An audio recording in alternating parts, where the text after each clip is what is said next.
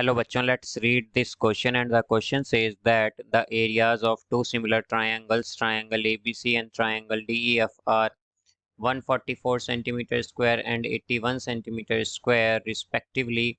If the longest side of the larger triangle ABC be 36 centimeter, then the longest side of the smaller triangle DEF is. Now let's see the options. Option A 20 centimeter, option B 26 centimeter, option C 27 centimeter and option D 30 centimetre. तो आइए बच्चों इस question को यहाँ पर अब हम solve कर लेते हैं। इस क्वेश्चन में हमसे कहा गया है कि हमारे पास जो एरियाज हैं टू सिमिलर ट्रायंगल्स के ए बी सी और डी ई एफ के वो 144 सेंटीमीटर स्क्वायर और 81 सेंटीमीटर स्क्वायर हैं। तो हमारे पास जो लॉन्गेस्ट साइड होगी largest triangle A B C की वो 36 है, और जो लॉन्गेस्ट साइड है हमारे पास smaller triangle D E F की वो हमें बतानी है। तो यहाँ पर बच्चों हम की कॉन्सेप्ट यूज़ करेंगे। की कॉन्सेप्ट यहाँ पर हम यूज़ करेंगे that the ratio of if two triangles if two triangles if two triangles are similar if two triangles are similar, then their areas then ratio of their areas ratio of their areas ratio of their areas is equal to the is equal to the is equal to the square of the square of corresponding sides, squares of corresponding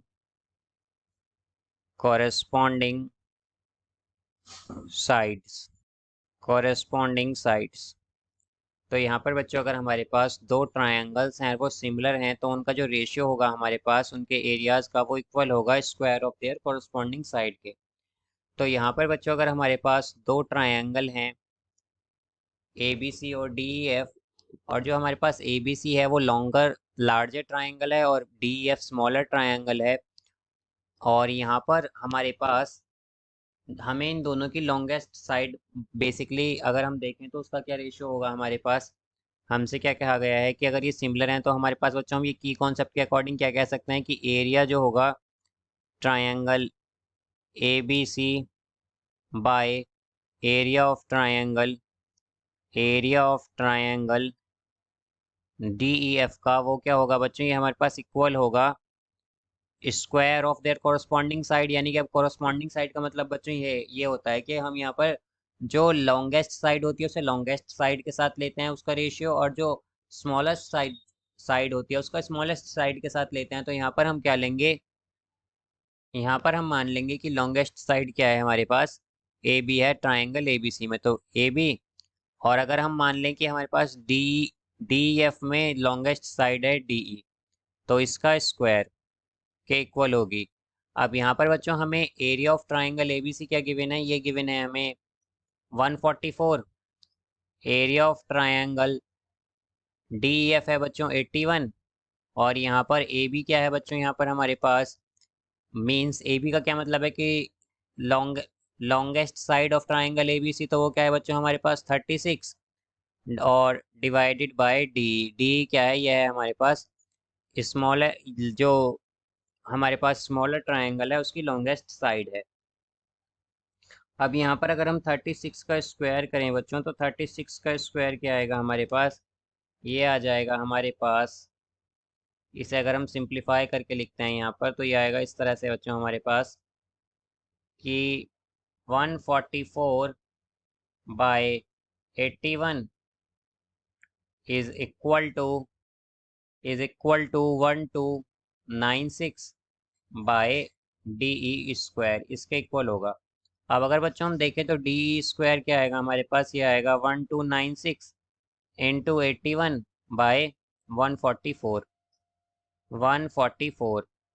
तो अगर बच्चों हम 1296 को multiply कर दें 81 से और फिर डिवाइड करें इसे 144 से, तो ये क्या आएगा बच्चों 729 आएगा।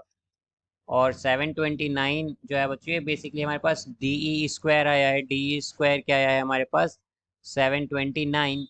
तो डी ई क्या आएगा बच्चों यहाँ से हमारे पास डी ई आ जाएगा 27। डी ई आएगा हमारे पास 27। तो एरिया क्या आ गया बच्चों हमारे पास यहाँ पर डी ई क्या आ गया हमारे पास। डी ई क्या है लॉन्गेस्ट साइड है ये हमारे पास ऑफ स्मॉलर ट्राइंगल। तो बच्चों यहाँ पर हमारे पास जो लॉन्गेस्ट साइड आई है ट्राइंगल डी एफ की वो क्या है 27 सेंटीमीटर। तो इसका करेक्ट आंसर होगा option C. So I hope you understood it well. Best of luck. Thank you.